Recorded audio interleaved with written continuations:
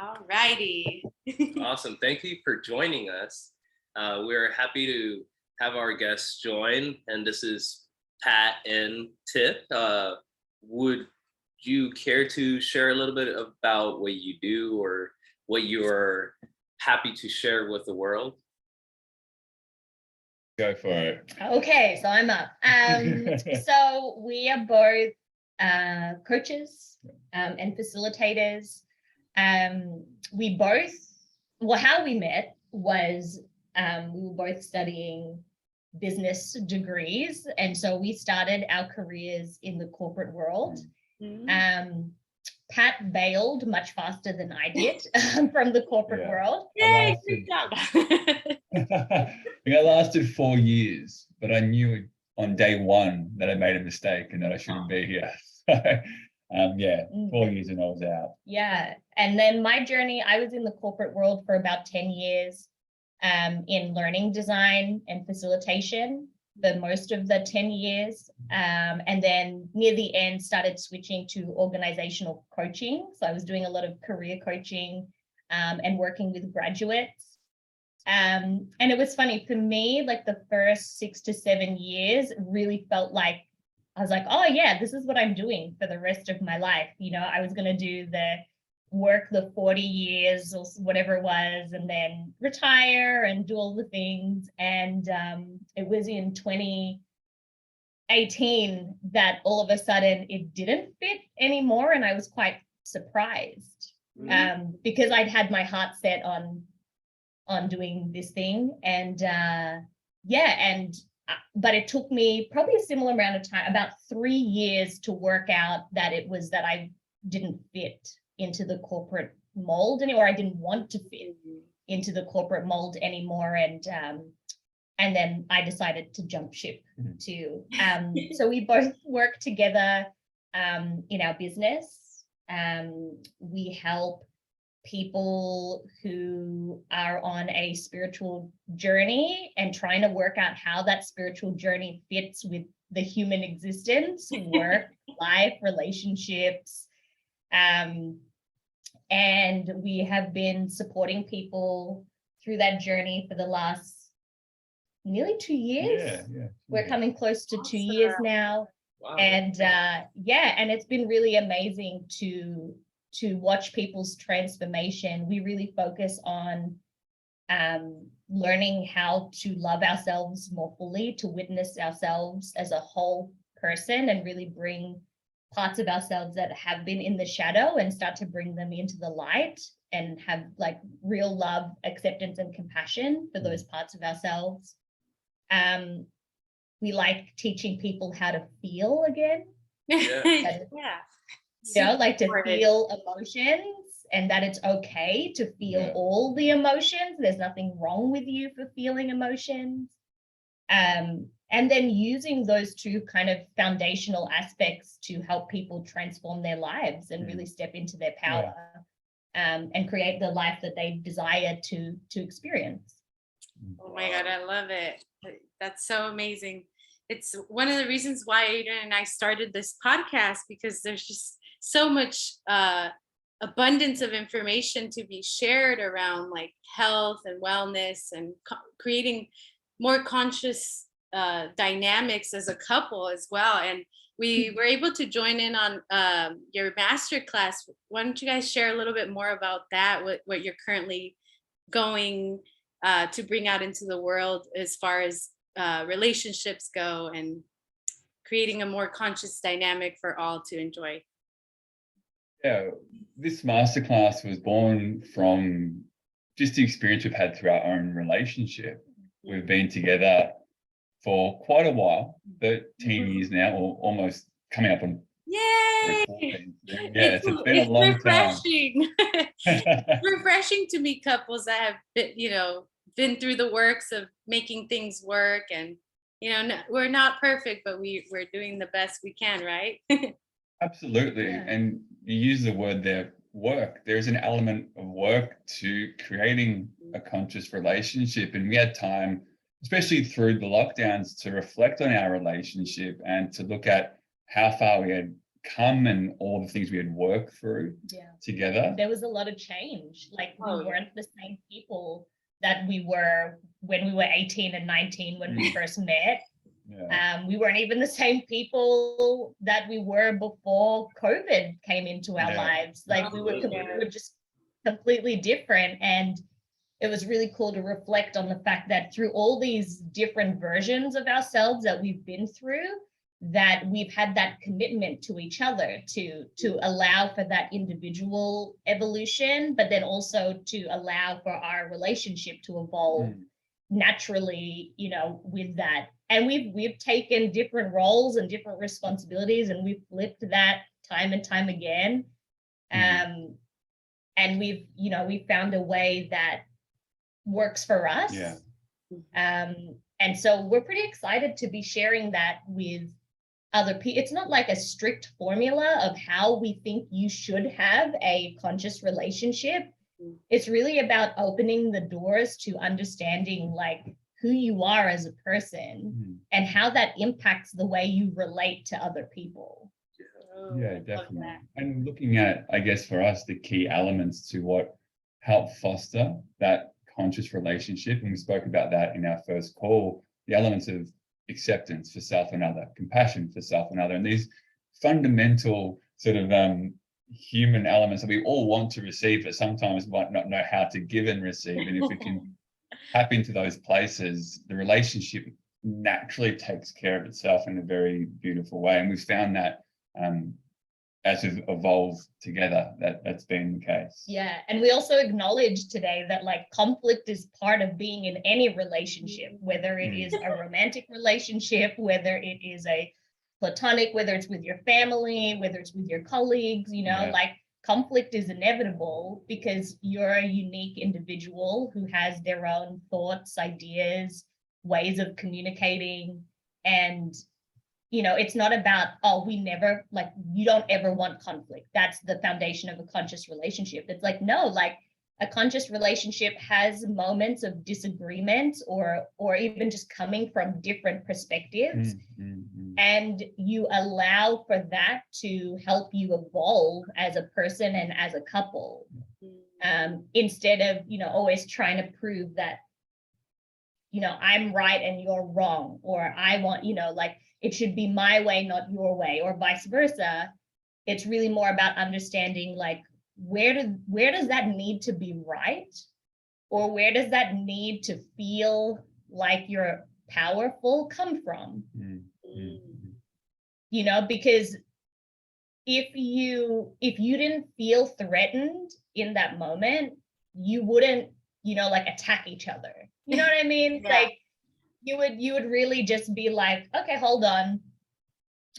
You know, and this is kind of not always, but this is sometimes how our like conflict sounds, is kind of like, like this makes me uncomfortable. Like I can feel something here like about what you said. Like vulnerability, right? Vulnerable. Yeah. As soon as you feel vulnerable, it's like walls. And you're like, what are you trying to do to me? And like, no, I need to stand my ground. And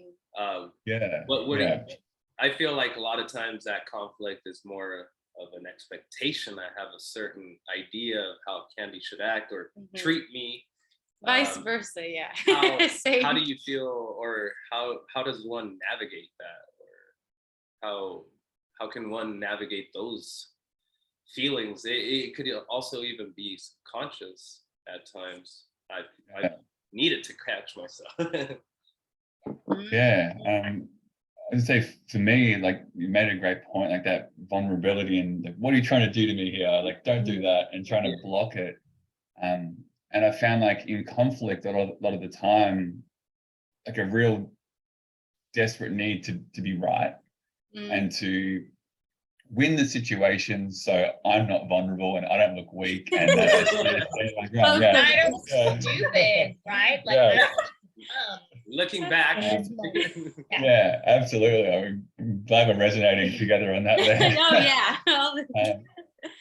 But I shared this in the masterclass today as well, that for me, upon reflecting on that, it was, like if I lose this conflict, if I look weak or I look stupid or I look vulnerable, she might not love me anymore. Mm, I know that's irrational. My mind knows that's not true, mhm. but like my body hasn't quite caught up to that idea yet. Yeah. Do you- So I'm really, Oh, I'm sorry. I'm curious if that comes from maybe something in childhood, because I noticed that a lot of patterns that Adrian and I have both, struggled in our relationship or overcome is like unconscious patterns from childhood that we're like, oh, wait, it has nothing to do with you. It's like my own. yeah, Yeah. While bringing in awareness is what is fascinating, and I'm grateful. I feel like that's where those expectations stem from, because that's what Yeah. you learn. Yeah. That's what you expect. Oh, that's what I translated equals love this whole time. My mom cooking me meals, and then not being in the same, treating in the same way. It's like, yeah. what's going on here? And Yeah. Do come you on, that's even not- love me? Yeah. Like, where's my dinner? Yeah, That's Mexican culture for you. absolutely. Yeah. It's I mean, it's similar in like Filipino and Italian culture too. Mm. Oh It's yeah, very well, much- almost every culture, right? Most. yeah, is about it's it's like a similar thing that we find, and so it's definitely, and we spend a lot of time like working with people through inner child work for that reason, because a lot of the behaviors, the patterning, the conditioning, a lot of it stems from that, and what people don't realize is it actually stems from when you're in utero. Oh wow. So there are a lot of patterns that actually develop. They so far in some of the research is like from -3 months in utero. So 3 months before you're born, you can start to receive imprints from your mother and your mother's experience while pregnant with you. I see that. And that starts to form like these programs already before you even enter the world. I mean, logically, you think, I mean, here I am as a little baby, little creature being born, about to be born to this world. So I need to know my environment. What do I have? My mother's senses. So here's my mom, and her mental state is almost what I'm digesting as my outer environment. So I feel there's a lot of that needs to be brought to awareness. So happy to hear that. Yeah, and that's, and even understanding that. And so, I mean, in my own personal journey, like I reflected on what my mom experienced when she was pregnant with me through her stories, right? Like she would tell me different things about what happened. And once we started diving into this work, those stories started to shift. So when she first told me the stories, it was like, I was always really afraid. Well, that makes sense, right? And so like, logically, you're like, yeah, of course, like I'm the eldest, I'm your first kid, you were pregnant for the first time. They had only just migrated to Australia like 3 years before she was pregnant with me. So there were like a lot of external factors as to why she would be scared. And so I just took that as like, cool, like she was afraid. And then when we went on our own journey of trying to understand whether parenthood was something that we wanted to explore, that same story started to transform. And I started to get this understanding of the fact that, wait, like actually, I am afraid of being pregnant, but what if it's not me? What if that fear was actually something that I inherited from my mother and my mother's mother, because they both experienced a lot of fear. And the irony is my grandma had 7 kids and she was afraid for all 7. Oh So, my goodness. and so it was like this understanding of not taking accountability for the fear that I experienced in my own reality, but acknowledging that perhaps that fear is just a story. And it's, if I can release the inherent seed of fear that was planted in me from a long time ago, like how do I actually feel about pregnancy, birth, raising children, and having a family? It was like, oh, actually, it's really different. And I could start to see that experience from a place of love as opposed to a place of fear. Oh, I love that. Yeah, to grasp that concept.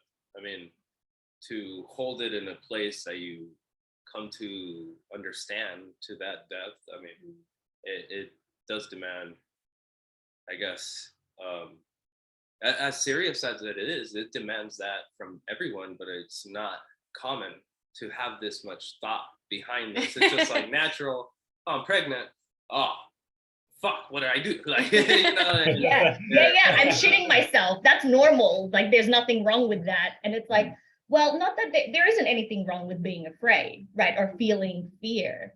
But what I felt deep down was like, there's something that doesn't feel right about this fear, because it's unknown. Yes, everyone else says that they're afraid. But then I also had this other voice in my head that was saying, like, how did we get to 8 billion people like on the planet if it's so fucking scary, you know? Like, if it's so bad, like, how is it that we, you know, like, we've evolved for millions upon millions of years to get to this point?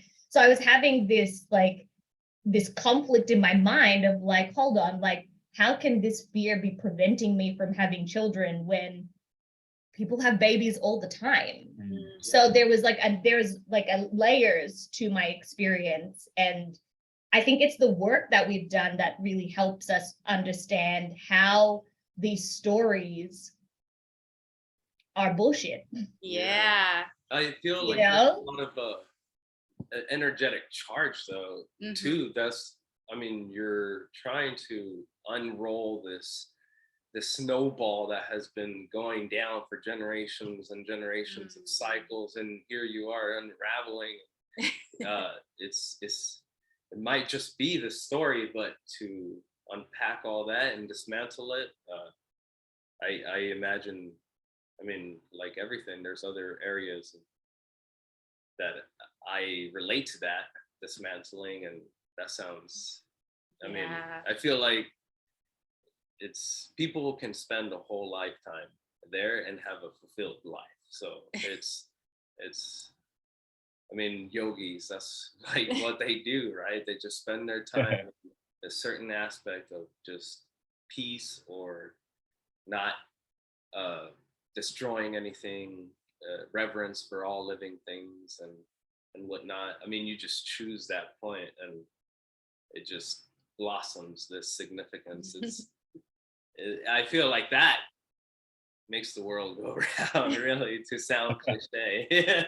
Well, I can share a little bit on stories. 3 years ago, when we first became parents to lovely Chloe, Miss Sassy Chloe, which you met. I have met Chloe, yes, and I love her energy. Ooh, she's something. She's actually a generator in her human design as well, 6'2". Oh, like us, we're generators. Yeah. Oh, but you're both manifestors, right? Yes. Oh my goodness. Oh yeah. But let me tell you, when it comes to stories, like Adrian was totally ecstatic and on board of like, oh my God, we're pregnant finally for the first time, we're gonna be parents. I was like, are you freaking kidding me?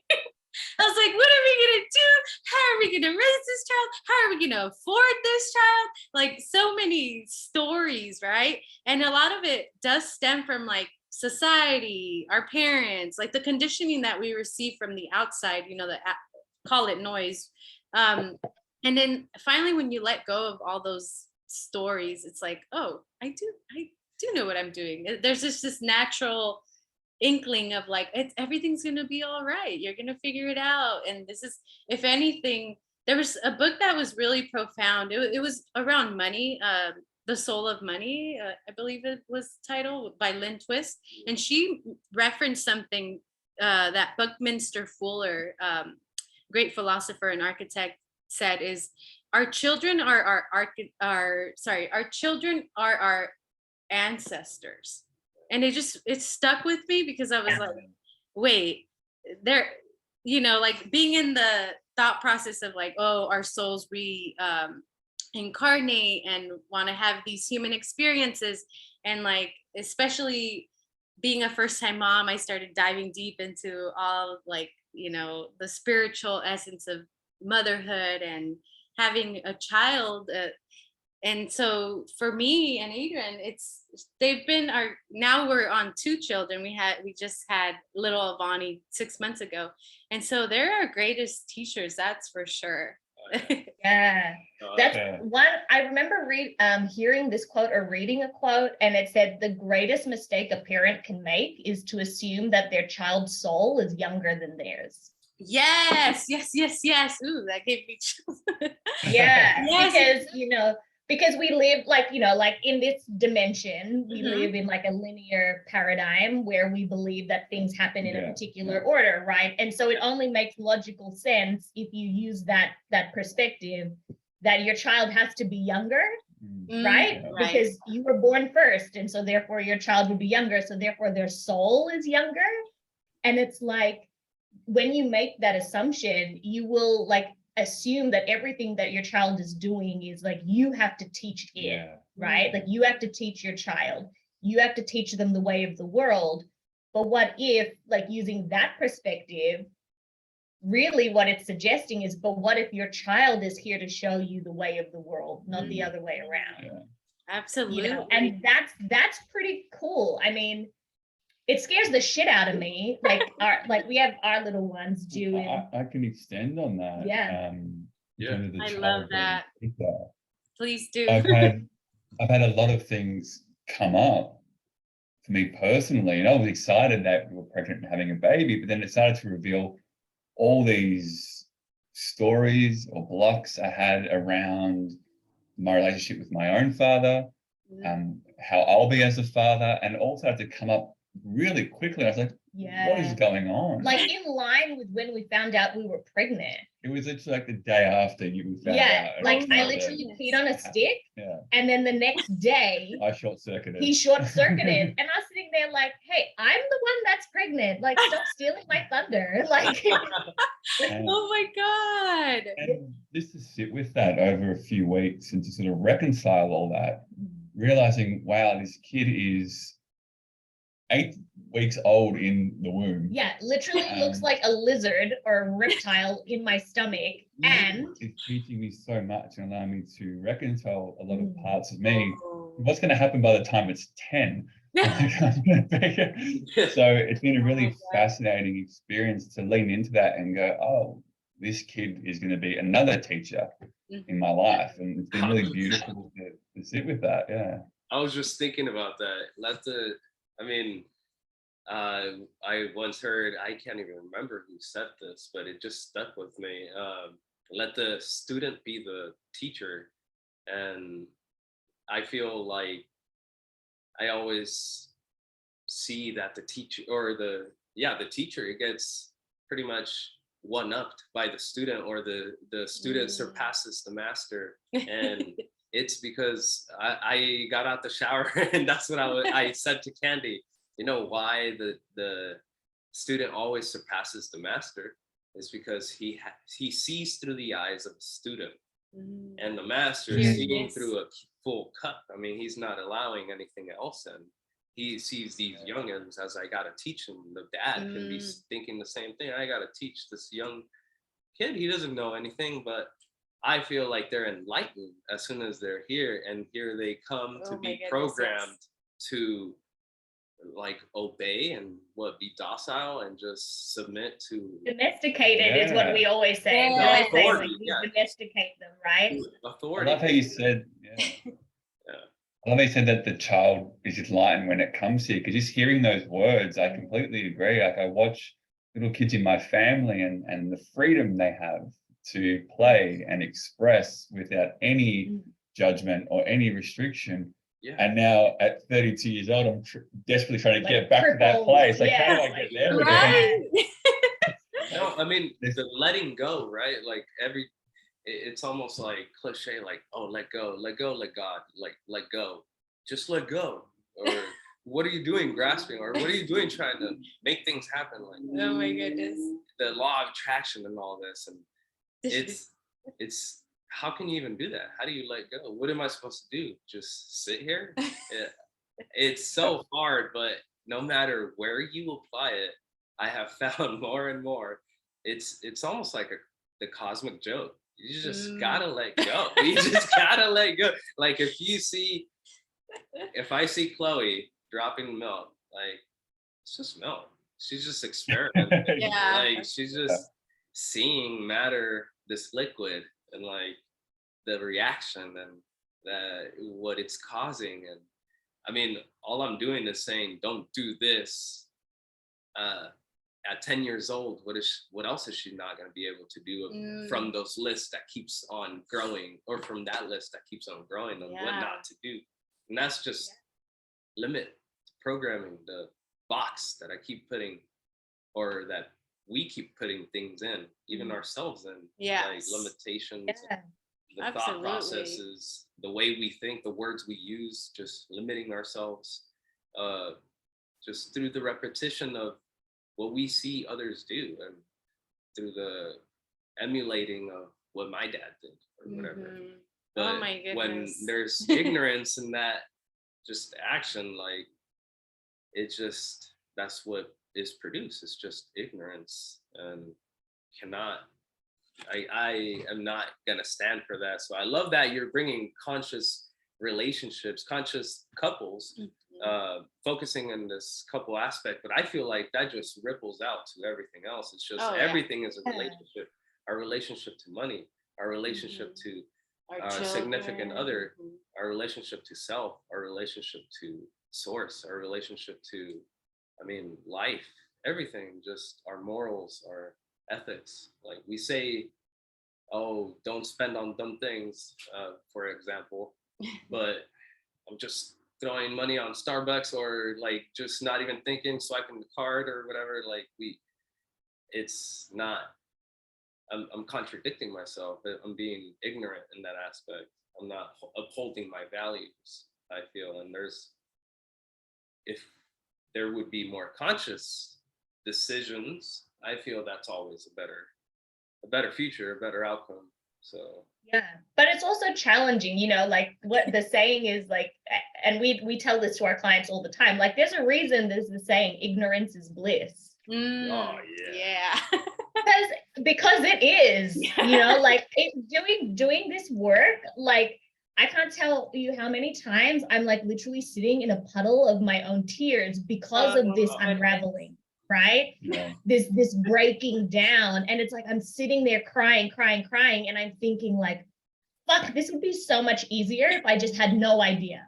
Right. You know what I mean? Like if I was just completely ignorant to the programming, if I just stuck to the matrix, right? If I just stuck to the matrix, you can just be, like just go with your blinders on, or like a zombie, you just do the things that you're just the hamster in the wheel, you just fucking run on that thing every day, And it's like, I don't even have any feeling towards people who don't do this work, because I just think like, I get it. Yeah. I so get it, because there are times where this path that we've chosen is really fucking hard. Oh my God. We can definitely 1000% agree to that. Especially like where we're from. I think you guys might be from a slightly bigger city where there's a little more, community aspect, but here in Bakersfield, California, which is only 2 hours from LA, but seems like completely different. It feels literally like middle America, I swear, sometimes. And even just like in our own community, growing up Latinos, there's so many like, ideas and taboos and conditioning and fears of being like immigrants. His parents, myself, my parents and I came from Mexico.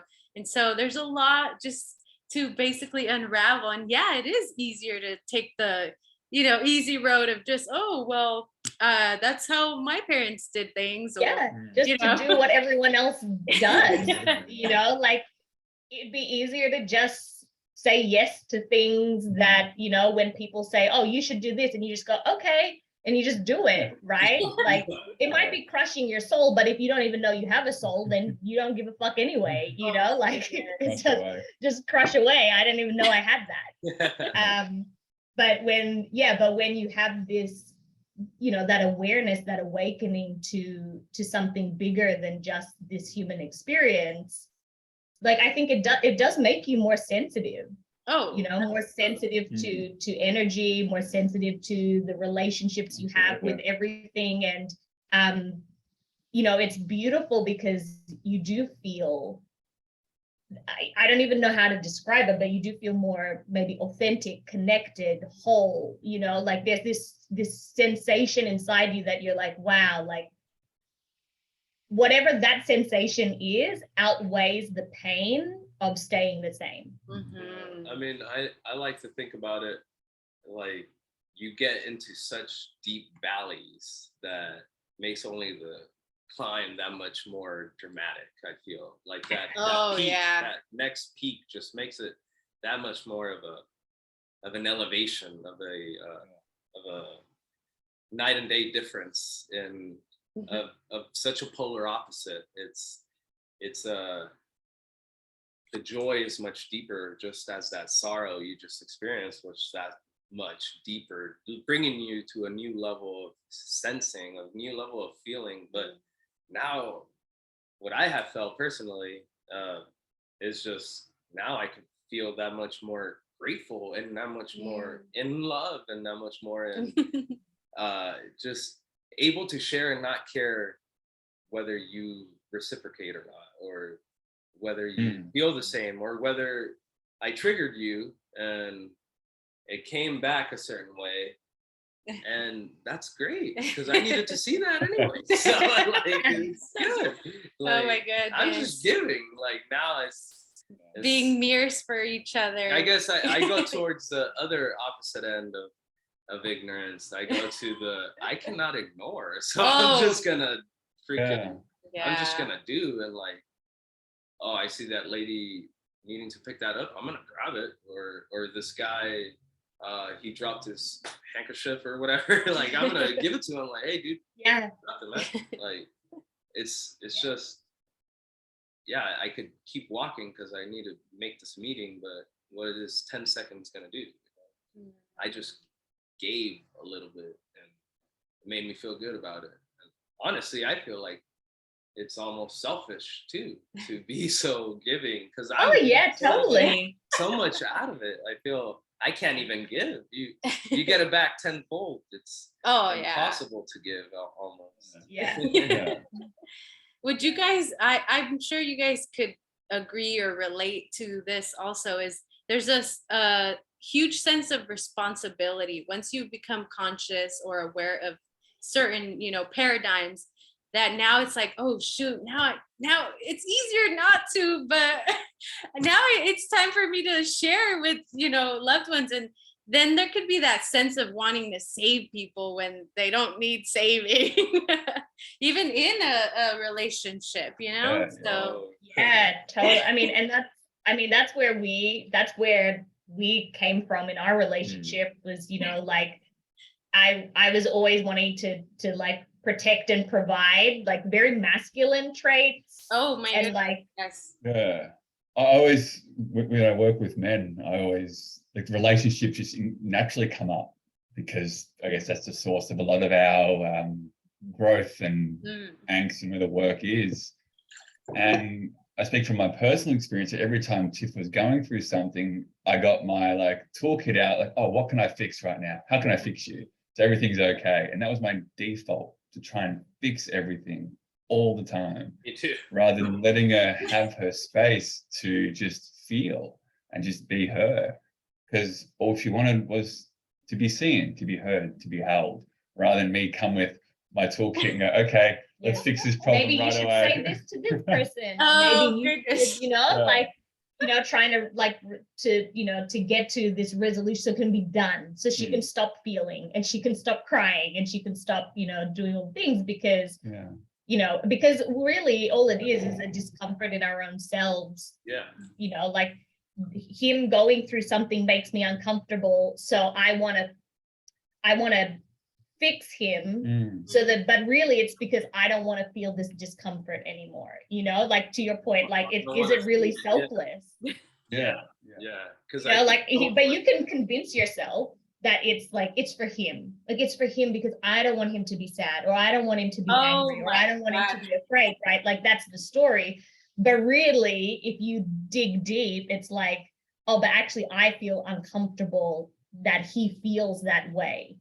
Oh my goodness. And so really I'm trying to soothe myself by fixing him, you know? And that, again, that's like another thing that evolves from childhood. Like Oh there's my these, God. You're literally touching on a point of one of our disagreements over the weekend was something came up very much on that subject of me. Like I often will get into this defense mechanism of like, well, you should have told them this, and to a outside relative, and like you just have to go over there and tell her this, just like what you're saying.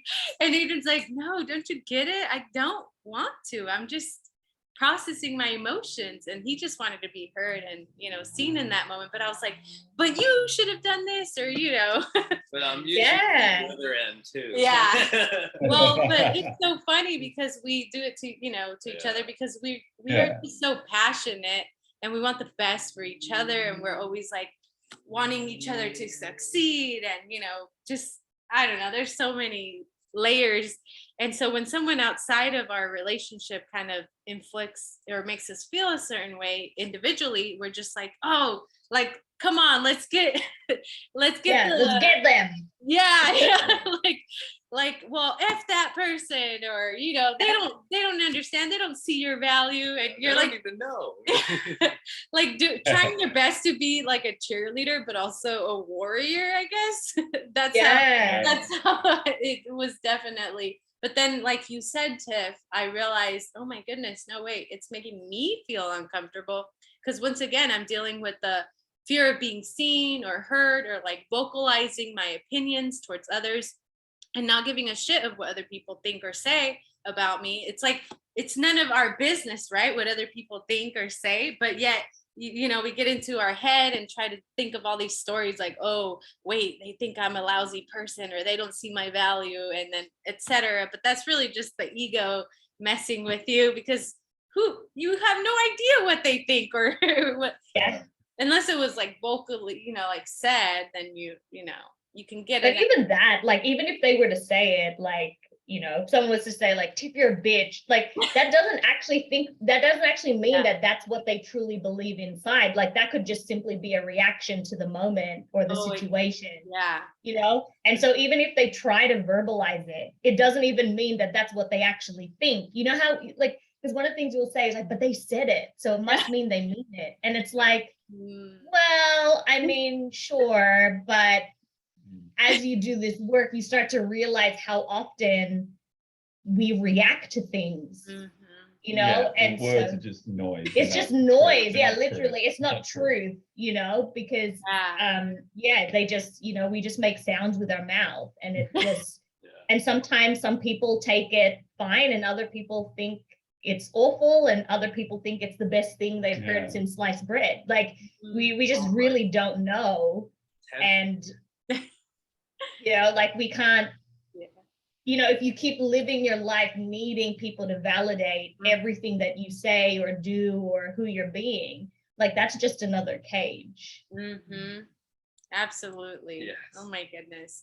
And going back into like diving a little deeper on conscious couples, one of the subjects that Adrian and I are like super passionate about is because it's one of the biggest issues in our society, no matter where in the world you are, is finances, money. Like as a couple, it's like, I don't know if it still is, but it's been rated the number one reason why couples split up, and why, and then there's so much conditioning around money and like how we utilize money or how we view money.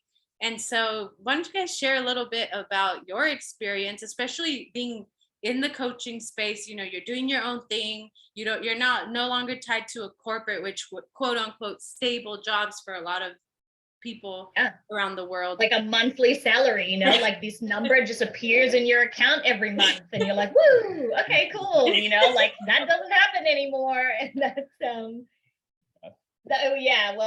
sometimes we like to complete transparency, like sometimes we miss it. Oh, okay. Because sometimes there are times where it's slow, or where uncertain about our next step. And then you remember those times where money would just like appear, boom, just magic. And the numbers just going up and you don't even know what you did, but it just goes up. And so there are times where we sit back and we're like, yeah, like we get why people stay in the 9 to 5. Like we totally understand and have compassion for that, because it's like such a strong conditioning, because it feels safe. Because it's what you've always known. To answer that question around money, and that is one of the biggest things that do break couples up. It was funny you brought that up, because it was probably one of the disagreements we had that really led us down this path. We've both got some significant blocks in this area that we have to resolve to move forward and evolve as a couple. And I think we're going for a walk one day, and you brought up. I'll never forget. This is so I'll never forget it. You brought up something about money and like rent or bill, something like that, and I don't know what it was. And I'm actually a relatively calm individual.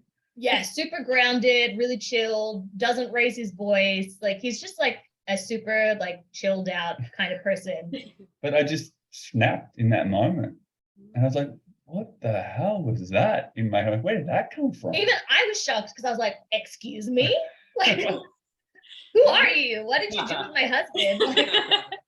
My goodness. I was sort of like discombobulated for a couple of hours. I had like we both were, because I was also like, who did I just witness? Like that's so not like the way we've interacted our whole relationship. This was like what, 11 years into our relationship or something. Like we'd been together for it's not like the second year of our relationship, like 11 years in. And I was like, whoa, I was like, what the fuck just happened? Came out. Just like came loose, like jumped out. I was like, whoa, okay, like what's going on? Yeah, go back. Give me my other husband back. And as confronting as that was in the moment, it was a very beautiful opportunity that presented itself to actually together look at, wow, we've had so much conditioning around money our whole lives. And there's been so many restrictions and limitations placed on us in terms of how we can make money, or how our own sort of wealth or abundance can be manifested. And for me, I grew up in a household where there was never enough money. And you can't hold on to money, you just lose it all the time. You have to pay for everyone, and it's too difficult to make money, and you have to work hard.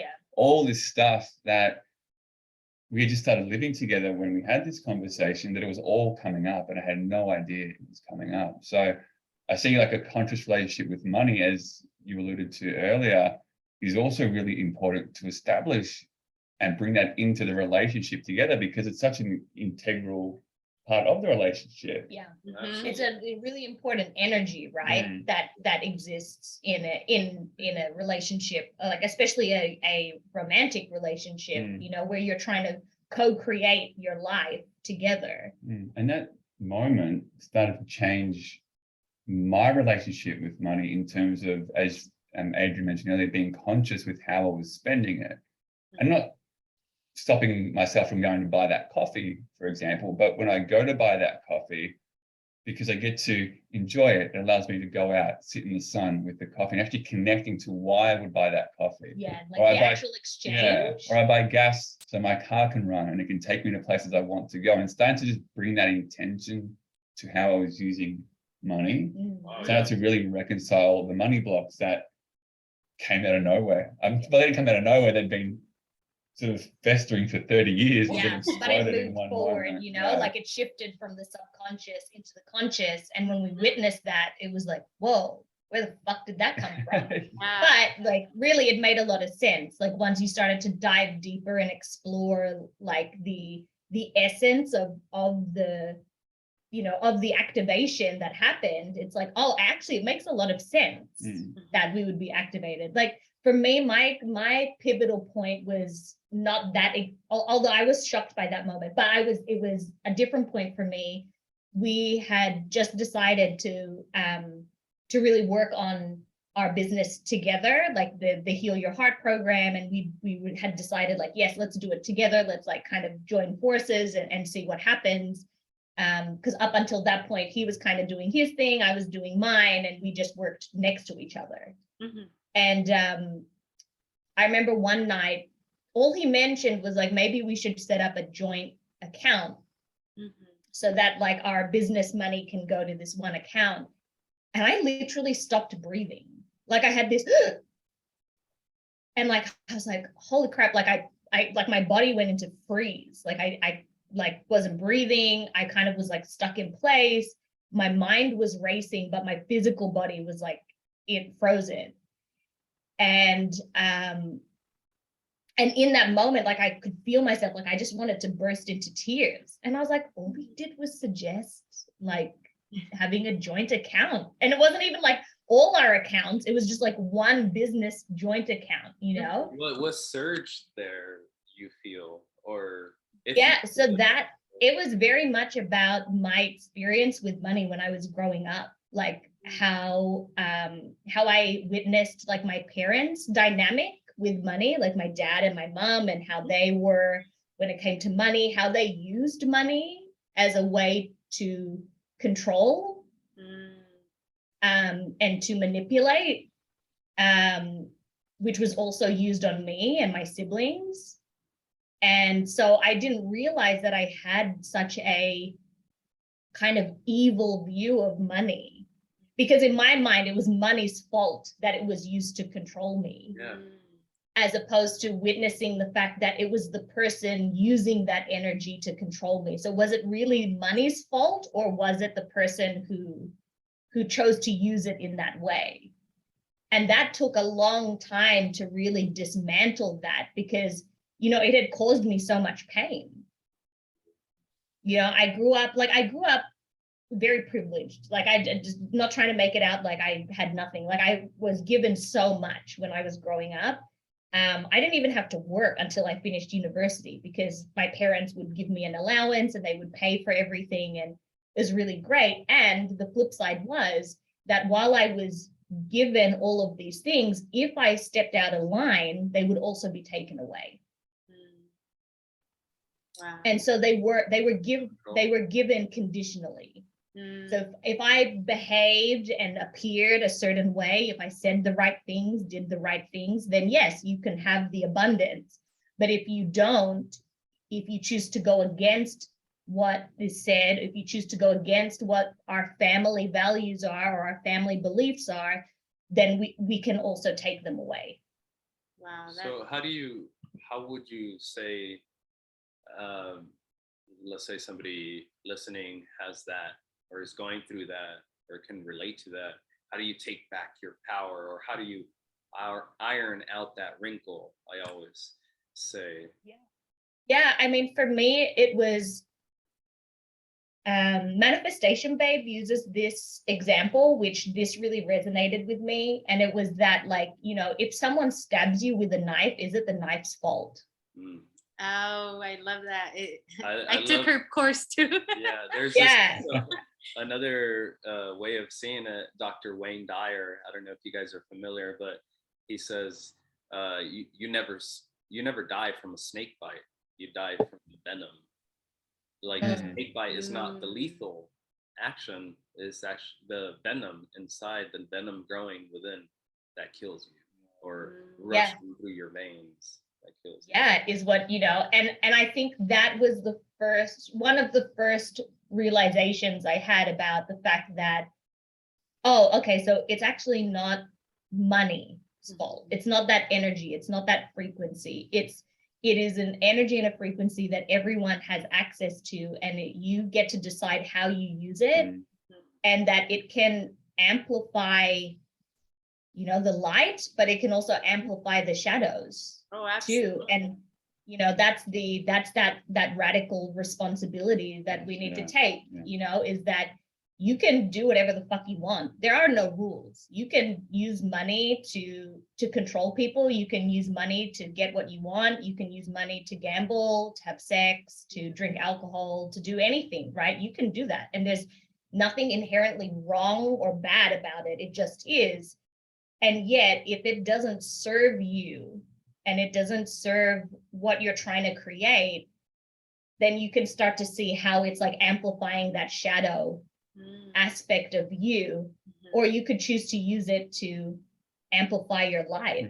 You know, and I think that's how we, you know, when we make investments in ourselves and in our business, for us, that's the way that feels in alignment, because it feels like we are amplifying that light, helping people through this kind of spiritual process that is kind of clunky, you know? I also had an awareness around the conditioning I had through religion. So I grew up Catholic, and I loved going to church. Like, I actually really enjoyed it. I loved like singing the hymns. I loved like going with my family. Like, there were rituals around it that I really enjoyed. And there were aspects of it that never really sat right with me. But for a long time, I just went along with it because I was like, well, it's kind of part and parcel of you know, being Catholic as a label, right?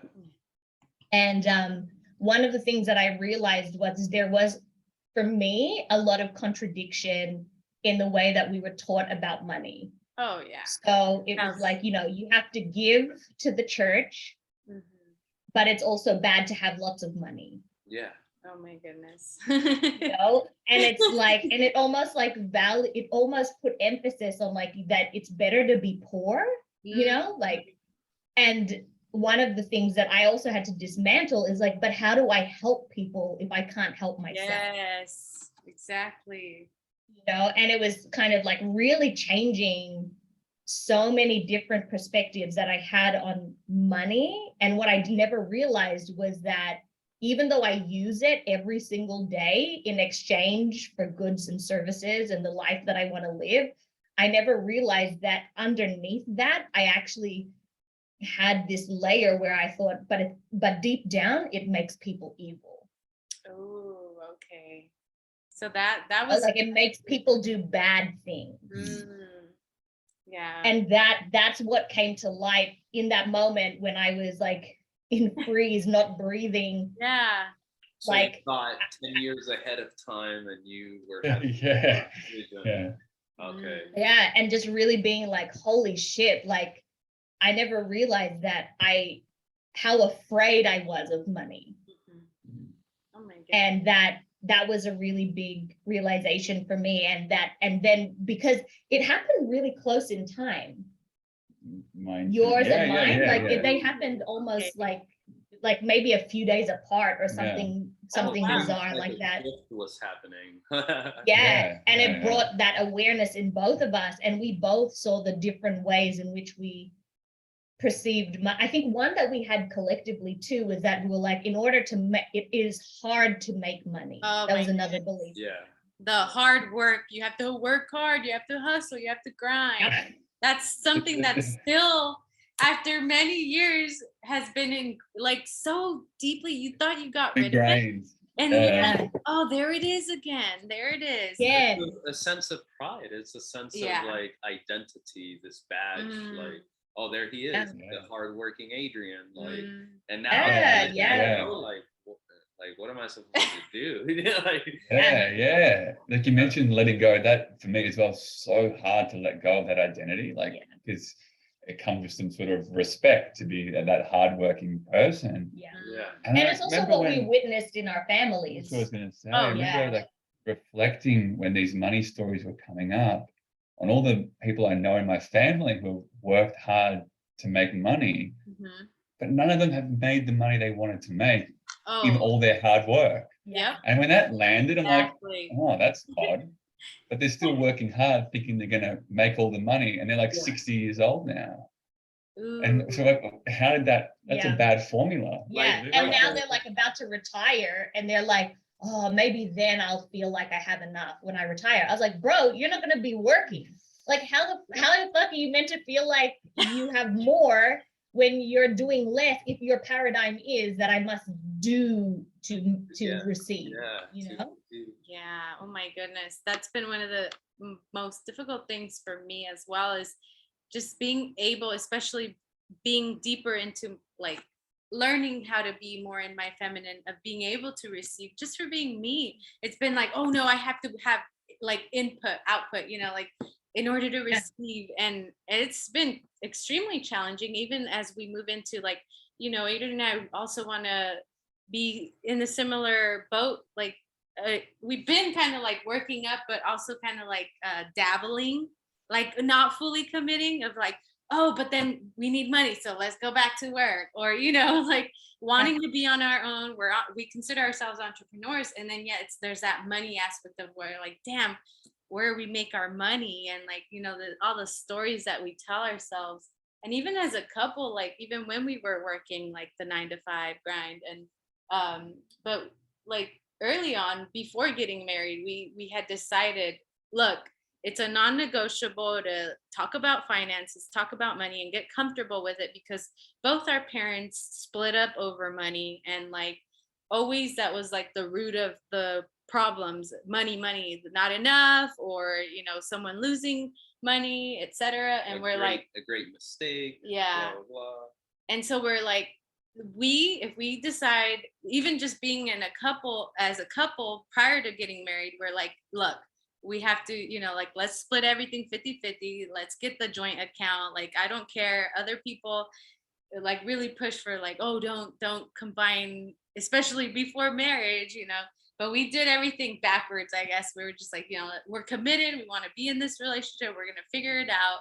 At the end of the day, if it doesn't work out, we'll just split everything even. Like there was always that. And our biggest thing was, we're never like, we do not want to end up like our parents getting split up over an issue as simple as money. You know, like money is at the end of the day not the this big evil, right? That the like causing harm to others. It's the conditioning. End all be all. Yeah.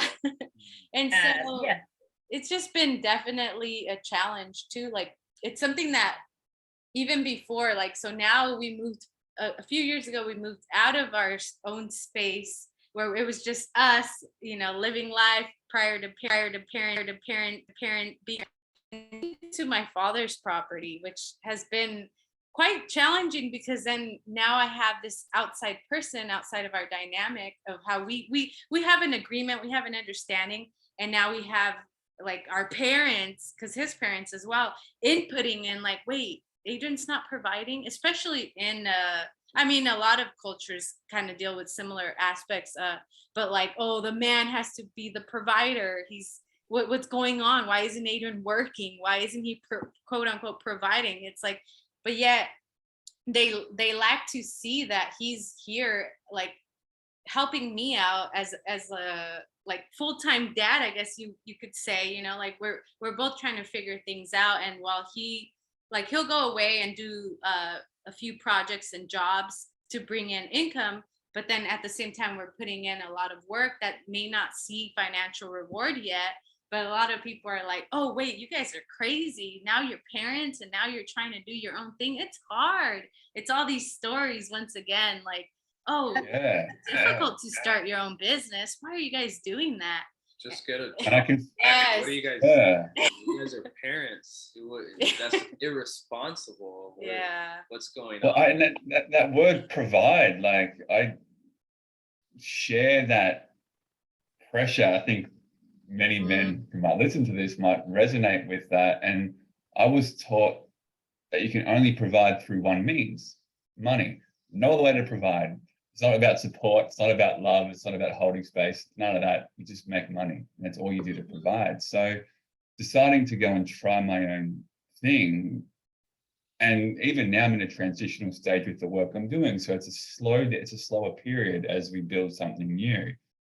And that feels terrifying right now, to make a shift when there's a baby coming, because there's those judgments. Oh, well, I'm not really providing right now in the way I've been told I had to provide.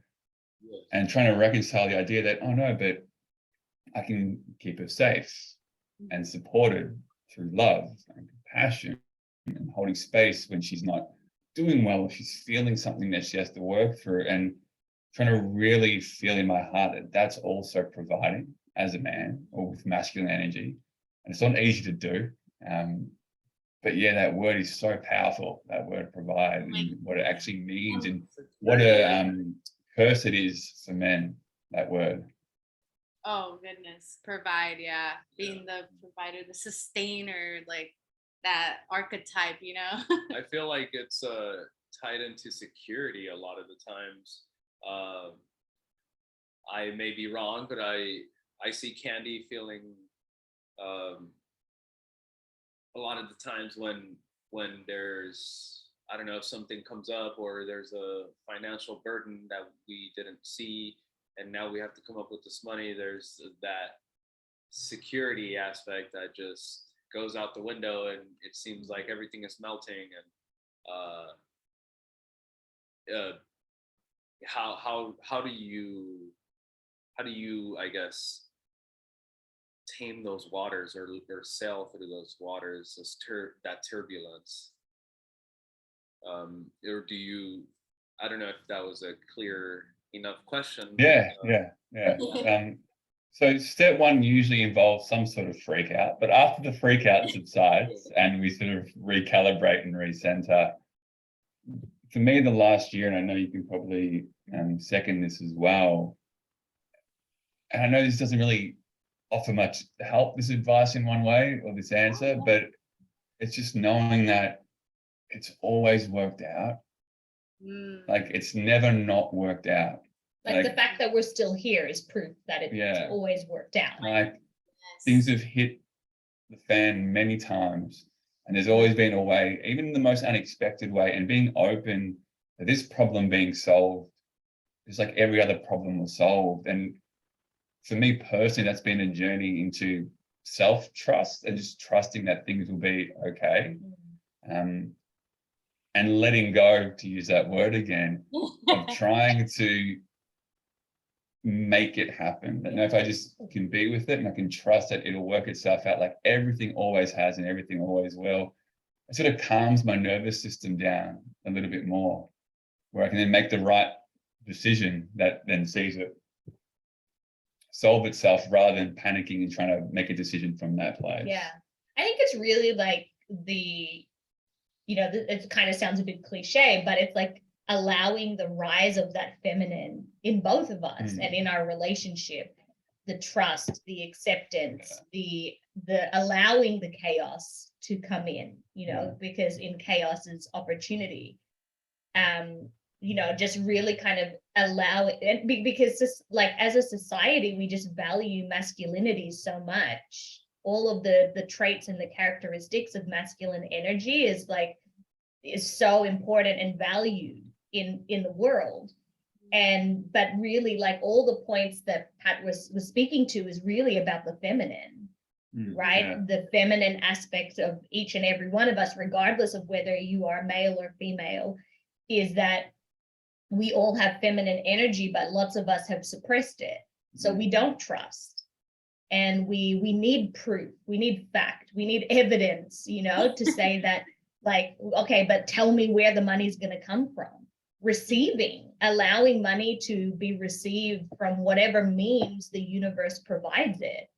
Like it doesn't have to come from our business. Sometimes it comes from our parents. Sometimes it comes from, who knows? Like I just got a check the other day, super random, from an old bank that I used to have a credit card with. And apparently they charged me a credit card fee that they weren't meant to. I haven't had this card in like 3 years, by the way. And they sent me a check for $250. Nice. Sorry, we overcharged you 3 years ago. We reconciled it now. Here, have your money back. And I was like, what the fuck?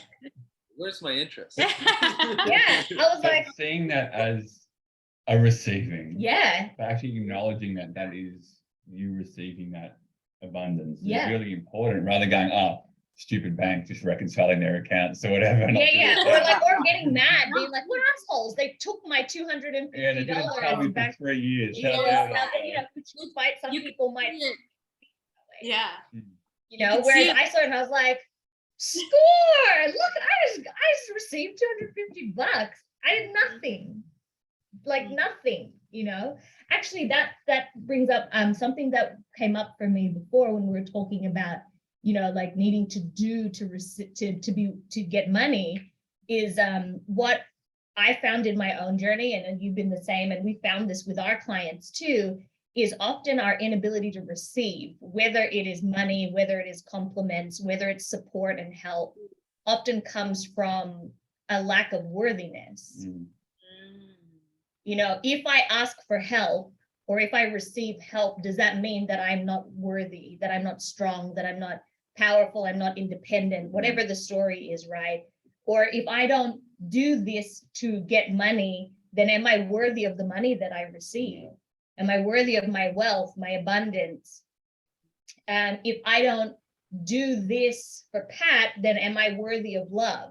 Am I worthy of his love, even though if I'm just being me and not doing something for him? You know, and I think the root of what a lot of us can often experience is this, that we have been taught that our worth is valued by external things. You know, like your level of worth is determined by the outside world, and not the fact that you are inherently worthy because you simply are. Validated externally somehow, some way, through candy say, my daughter's smile or whatever. She's 3 years old. She loves me. Just because she says no, I don't want to give you a kiss goodbye, it doesn't mean that she doesn't love me. Like, it doesn't mean you're not worthy. It doesn't mean you haven't been a good dad. It's just like she's a kid and she's and she's just like holding her boundaries. She's like, I don't want to say bye to you today, so I'm just gonna go play over here. You know, like that. It actually means nothing about us. And it's just like really a reflection of Chloe and her, you know, her inner world, right? Like it's she's got like this amazing vibe, this amazing frequency, and she's just doing Chloe things. And yet like we perceive that as, oh, that means something about me. Oh my goodness, as Chloe really opened up a can of worms for me, and even in my own spiritual journey and healing, where I was attaching a lot of, like, you know, what is the word? Just like that worry of like that, like, oh, I'm not good enough. I'm not adequate enough as a mother. And a lot of that going back stems to how I grew up, dynamics. Like my mother was deported when I was 4. And so I didn't grow up with a mother, though I'm very grateful I was able to grow up with different women that had like similar aspects of motherhood for me, you know, that I would consider they were like mothers. And but yet there was that you know, little splinter of like, wait, I don't know how to be a mother. And so going back to what Adrian mentioned too about the sense of security and how we attach money for a lot. I can only speak for myself, but I'm sure that a lot of people go through this where they attach money equals security. And especially in a dynamic like my parents migrated from Mexico to the US because they had completely lost everything. They had like a major financial travesty and they just had to get up and go, like leave and start up again. And so a lot of that does stem from, you know, like once again, bringing it back to the self and understanding like, oh, these are unconscious patterns, unconscious behaviors, certain conditions that our parents put on us, or, you know, and they did the best they could. It wasn't, you know, that they're like inflicting harm purposely. I hope at least majority of the time, I'd like to believe that was the case. It was just unconscious, you know. And going deep into the rabbit hole of spirituality and like how time and everything, like nowadays I would consider that time is our most valuable asset, you know. And if we're able to share that with our loved ones, and but a lot of people don't, you know, this whole concept of time, they don't value it. They see it as scarce. And I don't know, it's just something that is fascinating. And then I mean, they see it. Oh, sorry. I was gonna say, like, they see it. It's the dichotomy of that, because they see it as scarce and yet they're willing to waste it. Yes, 1000%. And then going back like, to, I'm running out of time, but I'm just gonna like, you know, scroll on my phone for 3 hours. Or you know, to the boss, the big boss, or whoever, you know, the corporate job, and oh, once I retire, then I can enjoy my earning, my retirement income. One thing I wanted to mention too is that we've been like heavily down the rabbit hole of Wayne Dyer, and like a beautiful quote that he mentioned is, we were provided for, you know, if obviously most of us, the majority of us, you know, were born healthy human beings, and we were provided for 9 months. What's to say, why can't it be like that for the next 90 or so, you know? And I thought that was beautiful, because a lot of us have become so attached to, oh, the job, or like our spouses, or outside validations, and we forget that everything is within us. Like, we were born rich, like Bob Proctor's always stating, you know. Like, I love his work, and how that, just going back to that understanding that we are already enough. We are already, like, everything internally. We obviously, we have to become aware, and we have great tools to utilize, which is part of why you guys created such a program for couples to be able to navigate. And like, I don't know, I'm excited to learn a little more, and I'd be curious to, I bet we'd get so much just by this conversation alone. We're getting so much, but even in your mastermind, yeah, the whole, like, external validation can be, well, when we're seeking it on others, you guys brought up the 4 agreements, the not taking it personal, or don't take things personal, and I feel like that's huge. It's monumental to your growth, to becoming familiar with your true self, with realigning with your purpose, with your fulfillment. And that is, I mean, I could already see all that value you guys are dropping. So it's amazing, and I'm super happy to be in front of you guys, even yes, through a screen, but it feels very personal, and I'm taking that personal, or at least. So. yeah. Hey, not everything taken personally is a bad thing, you know, True, like true, something true. serve us, and you know, and we're so excited. Like, when Candy first mentioned it, and she's like, I don't know if you guys go on podcasts, and we're like, we love going on podcasts. We don't often get to go on them together. Like, because normally, like, people reach out to me for certain things and him for certain things, and so it's always fun when we get to join forces and jump on this stuff together, because we do bounce. I mean, you would know this too, right? Like, you bounce off each other in a way that, you know, is so unique. Than when, you know, you are doing something on your own. And I think that's why we decided to even go into business together, because we were like, there's something there that, like, can't be recreated. You know, there's like a unique thing, there's a unique harmony between our energies that that people seem to find really healing. And you know, and so it's funny how, like, you know, I think the misconception people have is that if you're not hustling and grinding, then you're doing nothing. And it's like, no, it's the fact that hustle and grind is really about doing things that aren't effortless, you know, or aren't in alignment with you, or aren't authentic to you, right? But when we do things that are effortless, that's not hustle and grind. Yeah, we're doing something, but it's effortless, it's fun, it's flow, you know. And so that is not hustle and grind, right? Like, that's very different. And I find when we work together, it has this effort. I feel less anxious or nervous. Like, even normally I get a little bit of a spike of energy before I run these master classes on my own, right? But knowing that he was going to be on there with me, I had the best night's sleep. I was like super chilled. I was like getting ready at like 8:15 our time, and the thing started at 8:30 our time. I was just like getting ready. Like, I could just kind of flow into what we needed to, you know, into the medicine that we wanted to offer to people. You know, the other day Pat was doing something, and it was like the most effortless. Oh, you had a client for spinal energetics. And he was just like, that was like the most effortless way to make the amount of money that he charged for that client. Like, he was in our front room that we don't use. So he didn't even have to leave. This person came in, they talked, they did their thing. She went, and he was like, that was so effortless. And it's like, that's kind of the mentality that we want to bring forward, is like, how can we use our genius, our magic, our medicine in a way that is natural and in flow and serves a greater purpose than beyond just our relationship and beyond just getting money to pay for things.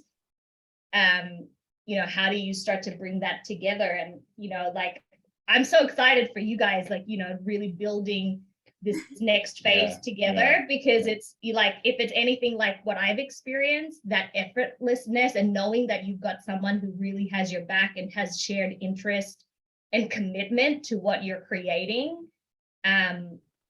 aids that effortlessness.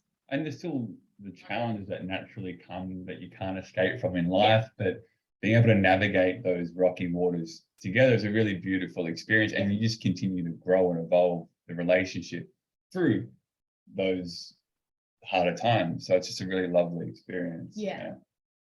How would you, I mean, if you could go back to that, it doesn't sound like it was too long ago, but that first experience of that effortless receiving, like the mental space, can you just say a few words about how you were feeling or where you were? I think I came out of the session just with a lot of gratitude that I could do this work and give this work to somebody else, and they receive benefit from it.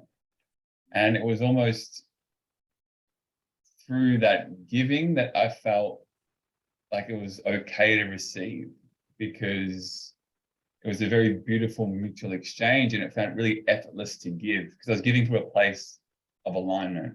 I love doing this work. I want to give this work. So I didn't feel like I was doing work because it was aligned to me. And I could have, the session was only supposed to be an hour 15. I think we went for 2 hours in the end. I could have probably gone for 3, because like I said, it just felt so aligned to what who I am. It's that so natural. that's where the effortlessness came from, that alignment, which was really beautiful to experience. Yeah, and because it's like the whole thing, like stepping away from the hustle and grind doesn't mean, like, that's 3 hours, right? Like, that's 3 hours of exchange of his time and his energy and his gifts. And it's like, it's not about doing nothing. It's about like how it feels to be in that alignment. Because I think we've both experienced that effortlessness. Like, I know when I was in the corporate world, one of the reasons that I loved what I was doing was it was so easy for me to create content, to create courses. I used to do them, like, I'd have someone say, hey, I want to train my team on how to, you know, do the best customer service. And I've never worked customer service, but I could put a course together, like a 3-hour workshop together in like 20 minutes. Oh, wow. And even now, like, we constantly create new things, and it takes me no time whatsoever to create something that people find impactful and empowering. But for a long time, I just saw that as like, oh yeah, like, it's just easy, whatever, you know. Almost but like then taking it for granted, right? Yeah, because it was so easy for me, so natural. It's significant. That's what I'm saying. Yeah, and so I think it's not that we haven't experienced effortlessness before, it's that we didn't value it. Absolutely. I mean, Yeah.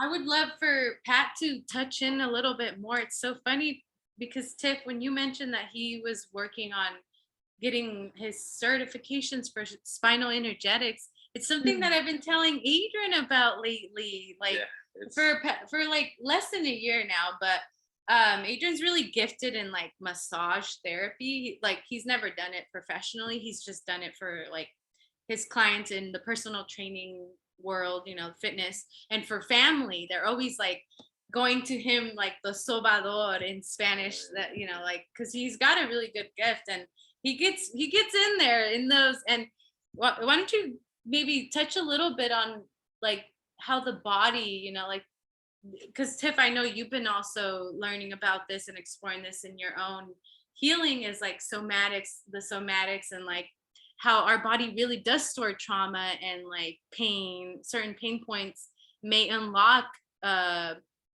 certain things from the past and help us heal that aspect, that blockage of love and abundance, or, you know, even like I don't know if you care to elaborate a little bit of what you're kind of getting into now with that line of work, because I find that a lot of people are in need, especially when it comes to physical.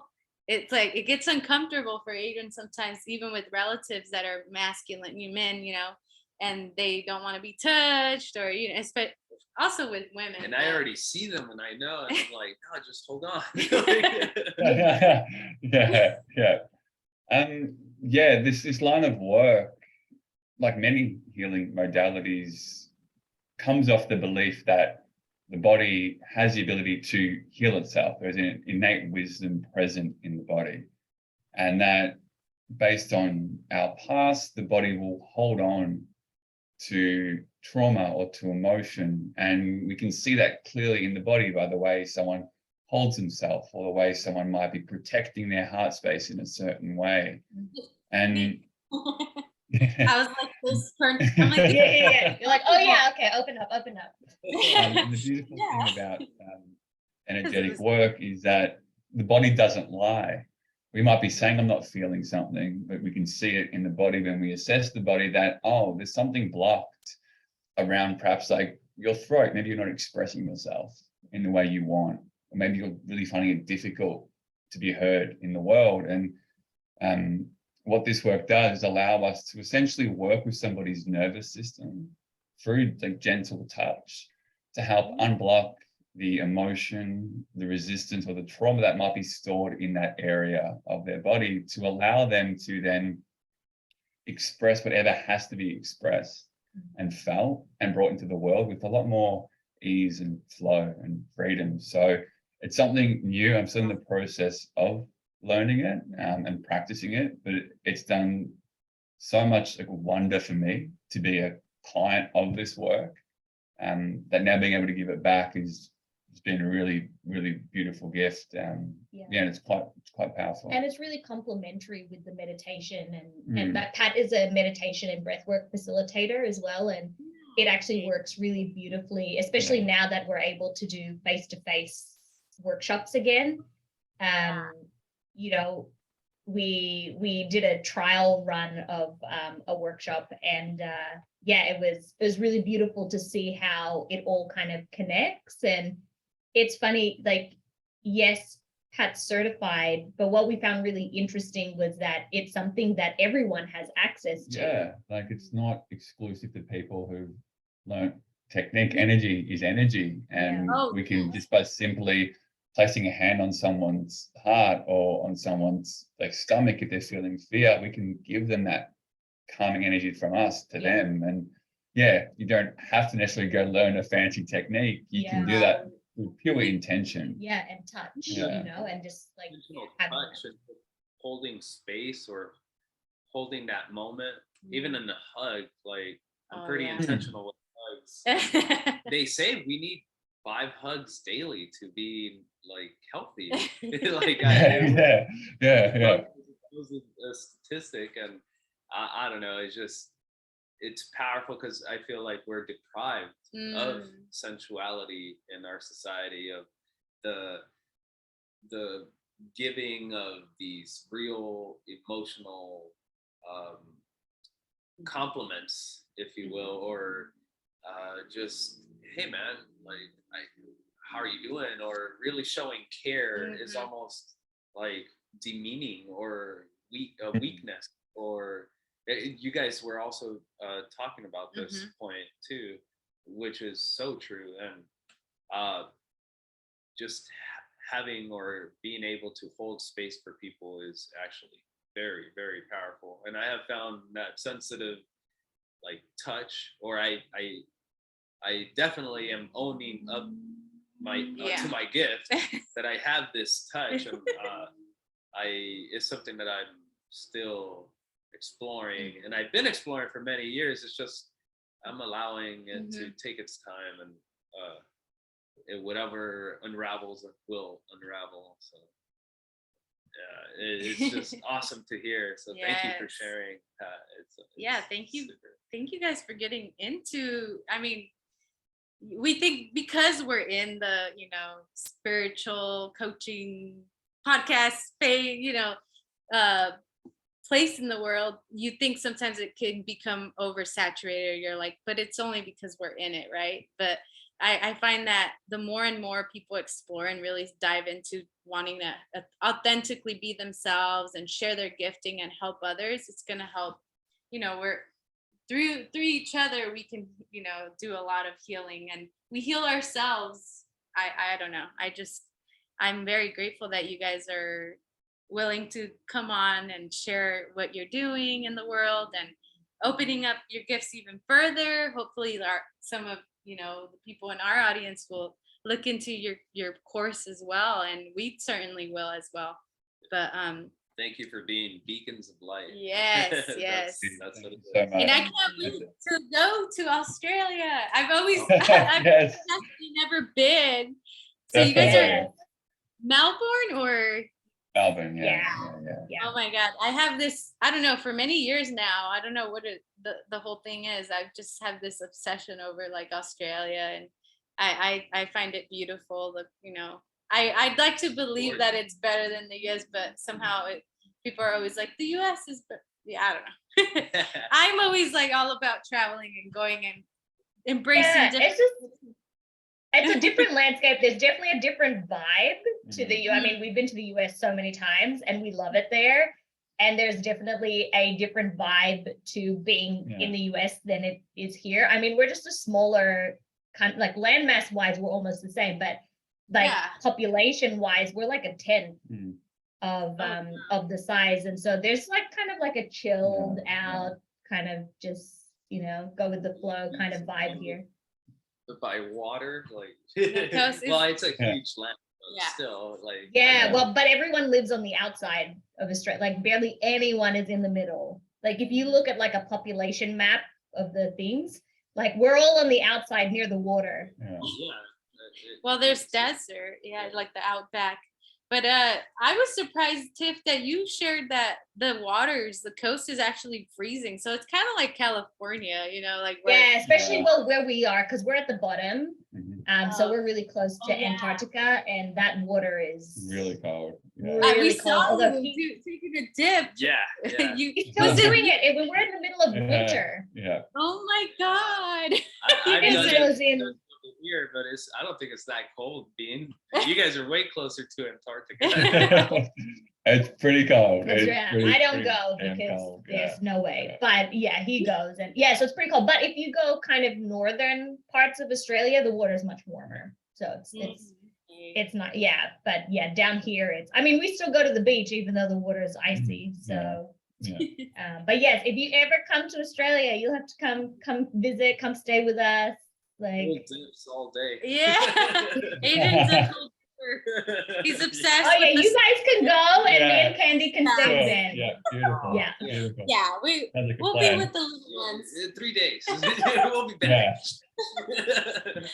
That's awesome. So share a little bit, the socials where we can find you, learn more about you if anyone's interested in diving deeper into your world. I mean, Instagram is probably the best place to find us. That's where we post a lot of our stuff and a lot of our offerings.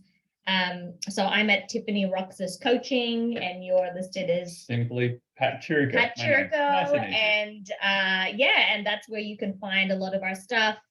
We love to offer a lot of like free master classes, meditations, just anything that can help support people. And if you wish to dive deeper with working with us, like just reach out, and we're more than happy to talk about how we can work together and best support you on your healing journey, with our gifts and what we have to offer. But otherwise, it's been so fun to talk through this. Thank you so much for having us. Yes, thank you for being a part of the Raza Taza culture, and as we expand and grow our podcast, we're just so grateful for many healers and wonderful people like you. These conversations that, to bring more awareness is basically what we desire, and to be able to talk to another couple along, spirituality, money, consciousness, like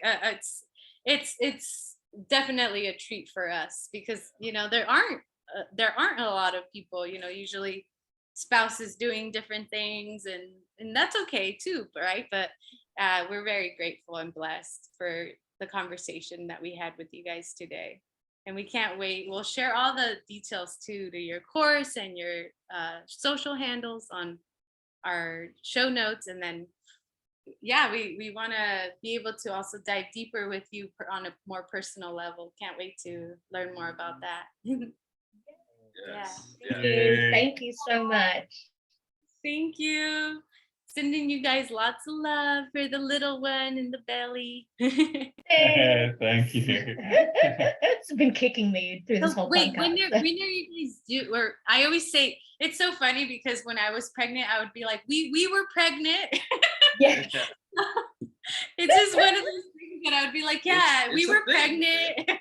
It's totally a thing because it's, you know, your baby is, I don't know, it's amazing. Becoming parents is a huge blessing, and I know a lot of people say that, but it truly is just this whole new magical world that, and if you're open to the learnings that our little ones bring us, that it's going to be amazing. Absolutely. You guys are Which excitingly, Yeah. yes, you guys are already conscious, you know, amazing parents. I can see it. being spokespersons, Yeah. trailblazers to Yes. being beacons of light, as I referred to earlier. Like, seriously, that's awesome because it's invigorating and empowering at the same time, and inspiring us to further, you know, to evolve further. And you guys promoting relational involution or evolution or whatever, like it's just this co-creative process that just helps us unravel to potential that was never even imagined. So Yeah. I mean, Can't look, wait- we didn't even know that we could live this life either. So it's a surprise to us too, you know, and that's kind of the magic of manifestation. If you can let go of what it has to look like, you can be pleasantly surprised by what does come through into your physical reality. When you let go of expectation of outcome and because you know, and so and we try to apply that in as many aspects of our life as we can. It's not always easy because especially my brain wants to know why we're doing this and what's going to happen. But I mean, we don't sit here thinking like, oh yeah, we're special, that's why it's here. It's very much like we think it's possible for anyone if that is the choice that you make for what you choose to experience. Yeah, you guys definitely don't come off as, you know, none of that, but we're very grateful for the opportunity to dive deeper into your world. And also we would love to have you, you know, back again. And because I know there's certain topics that we can all relate to, that we've all experienced, and as we grow and evolve. So we say that was the tip of the iceberg. Yeah. But I feel like we just looked at the It's a big iceberg, but we could we'd definitely love to jump back on. For sure. Awesome, you guys. Well, we won't keep you much longer. Thank you so much for joining us. Thank you. We go, I know you guys are way ahead of time. It's like Friday out there, but thank you so much. Have a beautiful weekend, and we'll see you guys soon. Take care. Thank you so much. Thank you. you. Great evening. Bye. Bye.